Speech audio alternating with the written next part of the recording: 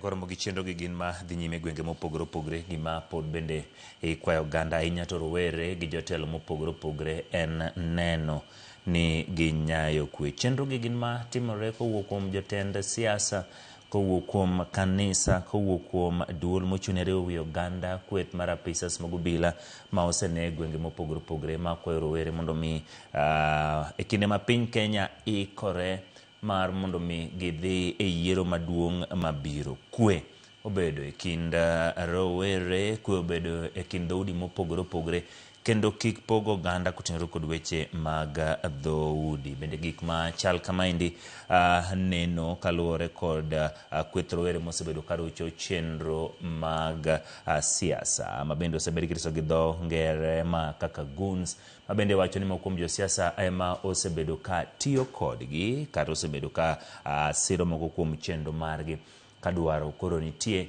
mar mondo mi oganda jo Kenya oket kwe. Kweth mag apisas mag obila, jakom maduol mochune riwo wi oganda NCIC, jotelo mopogore opogore ahinya to bende mabiro timore chieng' ma en giko odira ni obiro bedo gi thuolo mar mondo mi kweth malinda mwananchi olim gwenge mag Homa Bay. Koro magi gin moko kuom gigo ma osebed ka itimo. Watemo manyo kaka wanyalo mi achiel kachiel gigo matimore gwenge mag Naivasha motenore kod romo mar kweth mar ODM kaachiel kod UDA ma bende nitiere e piny owacho mano manywanda, mano broad based government. Kendo gima chal kamaendi nyakoromogi en gino ma bende jatend piny Kenya kane loso mtelo kanyo osewacho ni oganda jo Kenya biro mana yudo ber ka poni riwruok mar UDA kaachiel kod riwruok mar ODM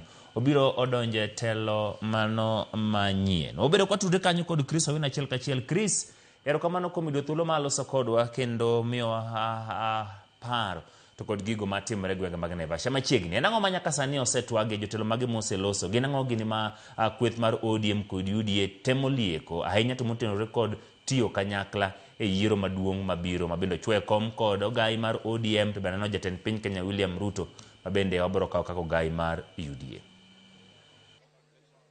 Erokamano Emmanuel Ochieng, en ni romo ma kamae dhi nyime e kinde ma jotelo mopogore opogore sekta mopogore opogore mag sirikal mar broad based dhi nyime kod chiwo gigo ma gisetimo kuom mar higni mokalo kaachiel kod higni ariyo mokalo broad based makelo kanyakla duond bura mar ODM kod UDA osebedo katiyo kanyakla karu romo ni ne ochakre saa mag okinyi kendo ne oyaw kod jatend piny William Ruto kaachiel kod ogai mar ODM Laktar Oburu Oginga, ka bende gima giwacho en ni gisetimo mathoth omiyo gin kod geno ni gidhi yudo loch e yiero maduong' mabiro, ka bende giwacho ni kweth mobalo kod sirikal onge kod ajenda manyalo konyo jopiny, to bende gisiko gigwandre okinyi kod odhiambo mamiyo sirikal mar broad based kod thuolo maber mar yudo telo. An kod jakom duond bura mar ODM mabende en governor ma Homa Bay Gladys Wanga mondo obi olernwa to nyaka sani gin weche mage magisemiyo pek governor machiegni kaka jakom maduond bura mar ODM. En ang'o momiyo pek e romo ma kawuono? Erokamano ahinya Crispin. Wabiro kaka wuono kaka jo od bura, governors, deputy governors, party leaders magwa mag ODM to gi Kenya Kwanza. Wabiro gombaka nikech tarik 8 dwe mar 8 higa 2024 ne wachiwo ministers wa modonje broad based. Koro broad based kawuono en higni 2. King'iyo kawuono be odong' higa achiel exactly nyaka chope yiero. Koro nwang'iyo ni broad based ni osechopo kodwa kanyo. To higa makoro wadongo mwadhi ge lweny ni, ere ikruok wa mondo wadhi e lweny? Koro wawacho ni wasebedo kanyakla e loose arrangement. Wadwa ng'iyo ane ni ere kaka wadwa chako formalize arrangement ma wan go ni mondo koro wachak ng'iyo kaka wadwa dhi bedo gi coalition. Wawacho weche mag kaka wanyalo go mbaka, negotiations gi gik makamago, ere kaka wadhi keto mbele mondo mi wane ni nitie balance of power e kind chama ariyo gi. Wang'iyo be ni achievements mage, dongruok mage mosechopo ne jopiny, lokruok mage mosebedo nyaka ne wachak broad based government. Koro pod wadhi nyime gi mbaka, to mage thoth mbaka waikore ne lweny mabiro mbele kaini, nikech ok wanyal dhi e yiero ma higa manyien mok wayudo loch. Wadwa ni waikre mondo wadhi wakaw loch. Koro mane mbaka maduong' migo kae. Twak mar loso sirikal ta riwruok madhi yiero ma higa manyien, ODM usebedo ka uwacho ni udwaro kom mar jalup jatend piny. Bende gin achiel kuom weche ma udhi kete kom piny ni ma nyaka miu kiudhi nyime kod twak ose? Kwa chako negotiations to wawacho maler ni kaka UDA okawo kom mamalo, maluwe nyaka bed ODM. Mane kwa nyalo ikore motegno mondo mi wadhi e yiero. Mane ka wanyalo kelo gimoro be dala. Wabro ikore be ni ministers ka gin 10 jogi kawa wadwaro 50-50. Mago mbaka, lakini ok gin mbaka migo in detail sani. En mana chakruok mar mbaka. Kaito team ibro los mbele ka makoro keto wechego ewi mesa substantially. Bende ka watieko, waneno ka jatend piny opako jotend migepe mauke ODM motelne kod jatend migawo mar omenda John Mbadi ni nyaka ne gibi sirikal gisetimo tich manyangafu. In ka jakom ODM iwinjo nade ka jotelo magi imiyo puoch gi pak? To mogik en wach mar jotelo ma ndhem ma ogai mar ODM wacho ni odiochieng' gin koni, otieno gin kucha. Hapa ni wamor kabisa ni jotelo mane wakete sirikal obedo gi ndadho kendo omedo value ne sirikandni kendo ne jopiny. Mano ber kabisa, wambe wamiyo gi poch gi pak. Mar ariyo, e wach mar joma ndhem, anyocha asewacho ni ng'ato ka ng'ato kaw line, nikech onge jatelo, onge od ng'ato ma ng'ato chieme. Koro iwacha ni an ma ilainda kata an ma ilainda, kaito wamiyo jopiny direction.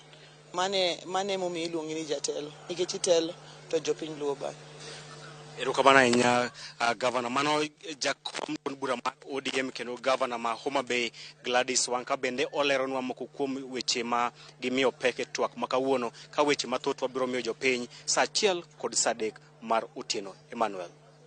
Erokamano Chris Owino. Mano Chris ka entiere e gwenge mag Naivasha kendo omiyowa ler moko kuom gigo ma oselosi. Chris, kata kapok waweyi mondo mi idhi, adwa ni mondo mi penj Gavana ni to gi e kinde ni ma koro jatend piny osewacho ni chenro mag dongruok gin mago ma onego bed ni chako kendo idhi godo nyime kendo poni owene jomoko. Ginago gini monyalo wacho ni duond bura mar ODM bro dwaro mondo mi gibi gimi pek kata ka gitwak ni gidhi tiyo kamoro achiel. Ginago gini ma ginyalo dwaro biro miyo pek kaka ODM motel kopogore gi gik ma ipogo kata kombe. Ginago gini ma gidwaro mondo piny owacho ma gidonjeno obiyo mi pek ma bro konyo ganda kata ka gibiro tiyo kamoro achiel. Erokamano Emmanuel. Kalure kod chenro ma Gavana en ni ang'ino dwa ringo kamoro kata kamano mano wadhi yudo ler. Gavana Emmanuel Ochieng pendo gin chenro mage ma ODM dhi goyo mbaka mondo migi e chenro dongruok kaluo kuom seconds matin ti.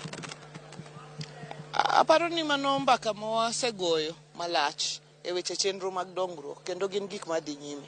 King'iyo weche mag barabara, king'iyo weche mag osiptandwa ma Jaramogi, king'iyo weche mag blue economy marwa kata mana uchumi mar nam marwa kata piers migero, king'iyo weche mag ferry, king'iyo weche mag SGR kowuok Naivasha kochomo Kisumu nyaka Malaba, king'iyo weche mag moloyo to weche mag barabara machando jowa kabisa. Kaka wanyalo bende tego ojendewa, weche mag tije. Koro magi te gin weche mwasego mbaka gi samoro ma ok mbaka midhi go ka in detail, lakini gin weche mwasekete mesa kendo wasebedo gi mbaka gi ministers wa manie sirikal. Erokamano ahinya Ochieng. Emmanuel kowuok e gwenge mag Naivasha County ma Nairobi aduoko wach nyaka e lweti. Erokamano Chris Owino kuom yudo thuolo mar mondo mi go mbaka kod